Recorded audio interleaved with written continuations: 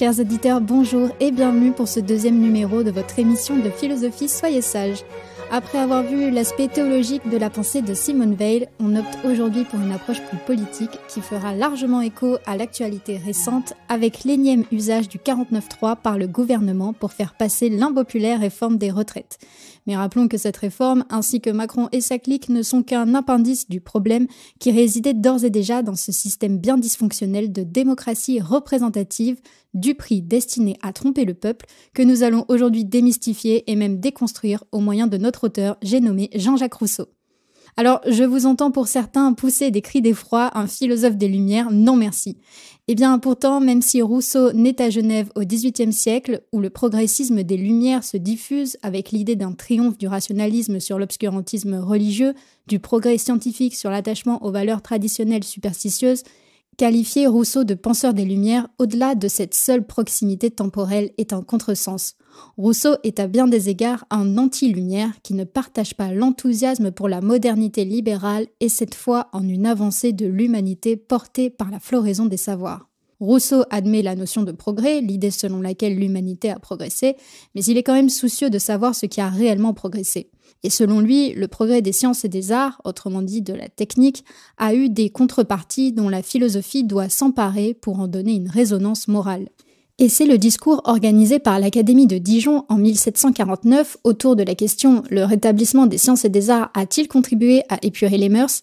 qui lui donne l'occasion d'exposer ses contreparties dans le discours sur les sciences et les arts qui le fera connaître. Selon lui, les injustices sociales, les inégalités, le luxe superficiel, le goût de l'argent sont le revers du progrès technique. Dans son discours, Rousseau soutient une critique morale et politique. L'avancée des savoirs ne s'est pas accompagnée d'un progrès des mœurs, bien au contraire. Il a induit une dépravation morale.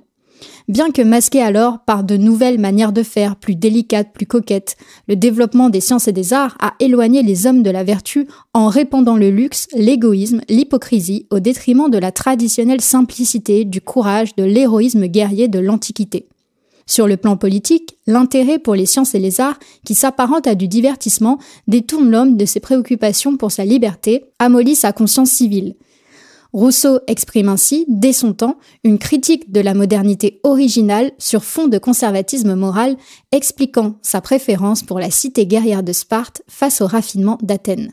Sa critique de la modernité converge avec sa pensée politique révolutionnaire pour son temps, puisque, bien que violent avec les grandes monarchies européennes, estimant qu'elles sont le symbole de l'écrasement des peuples, son esprit démocratique le pousse à affirmer avec vigueur que la souveraineté du peuple ne peut se déléguer. Et c'est sur ce point que porte l'extrait que je vous présente aujourd'hui, tiré du Contrat social, texte majeur de la philosophie politique, mais qui sera dès sa sortie interdit en France et condamné en Suisse. On est au chapitre 15 du livre 3, lorsque Rousseau écrit « L'attédissement de l'amour de la patrie, l'activité de l'intérêt privé, l'immensité des États, les conquêtes, l'abus du gouvernement ont fait imaginer la voix des députés ou représentants du peuple dans les assemblées de la nation. Or, la souveraineté ne peut être représentée, par la même raison qu'elle ne peut être aliénée. Elle consiste essentiellement dans la volonté générale et la volonté ne se représente point. Elle est la même ou elle est autre, il n'y a point de milieu. Les députés du peuple ne sont donc ni ne peuvent être ses représentants, ils ne sont que ses commissaires. Ils ne peuvent rien conclure définitivement. Toute loi que le peuple en personne n'a pas ratifiée est nulle. Ce n'est point une loi. Pour vous, peuple moderne, vous n'avez point d'esclaves, mais vous l'êtes. Vous payez leur liberté de la vôtre. Vous avez beau vanter cette préférence, j'y trouve plus de lâcheté que d'humanité. Je n'entends point par tout cela qu'il faille avoir des esclaves, ni que le droit d'esclavage soit légitime, puisque j'ai prouvé le contraire. Je dis seulement les raisons pourquoi les peuples modernes, qui se croient libres, ont des représentants, et pourquoi les peuples anciens n'en avaient pas. Quoi qu'il en soit, à l'instant qu'un peuple se donne des représentants, il n'est plus libre, il n'est plus. Alors il est frappant de voir combien on a l'impression là que Rousseau s'adresse à nous quelques siècles en avance. C'est un cri d'alerte lancé contre la représentativité où Rousseau défend que la volonté du peuple ne peut être portée à l'extérieur de lui-même, elle ne peut être représentée. Pour comprendre ce passage, essayons de repartir du début.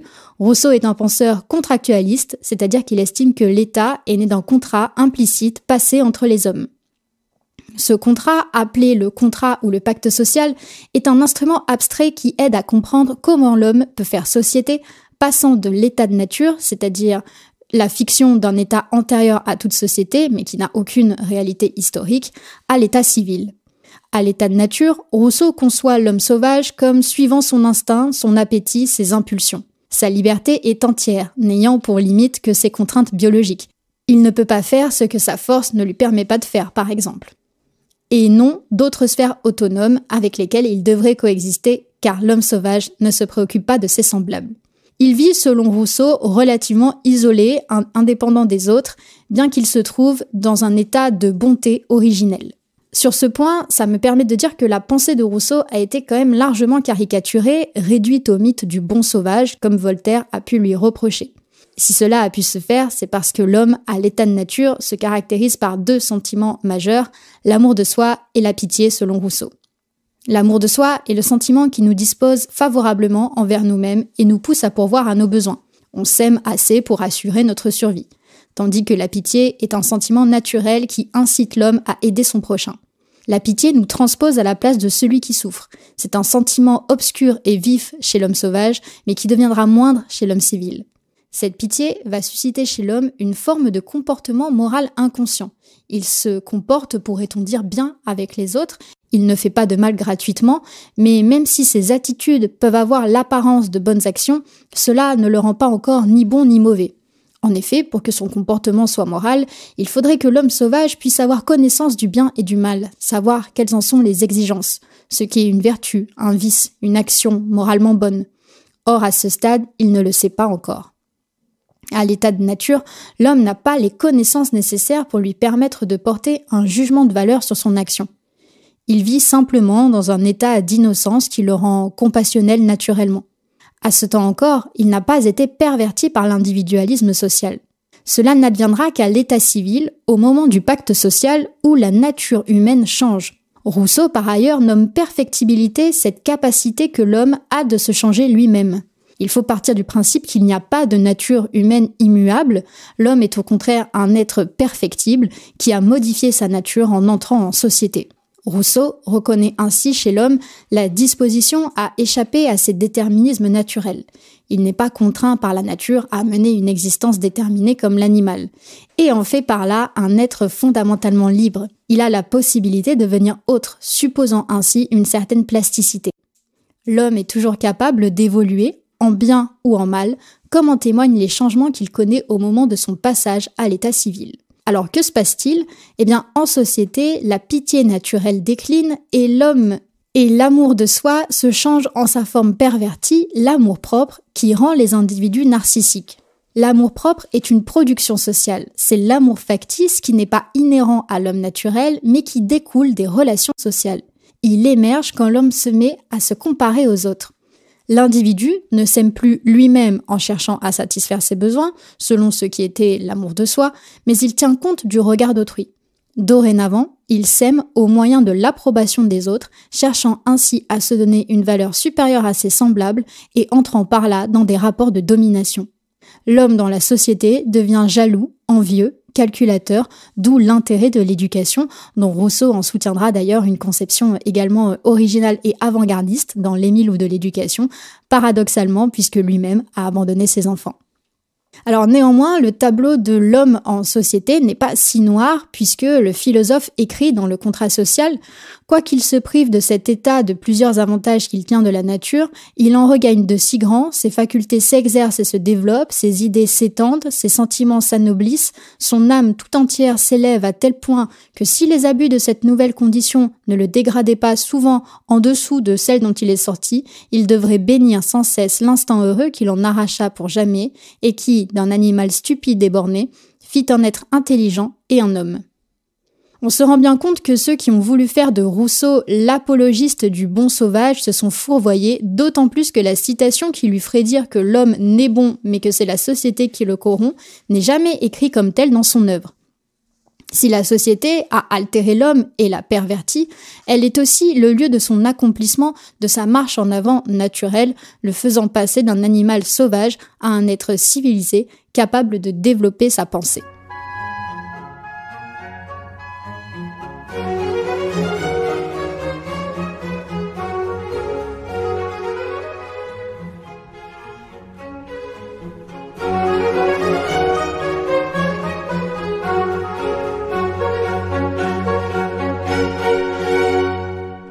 La préoccupation politique de Rousseau porte sur les conditions de légitimité du contrat social.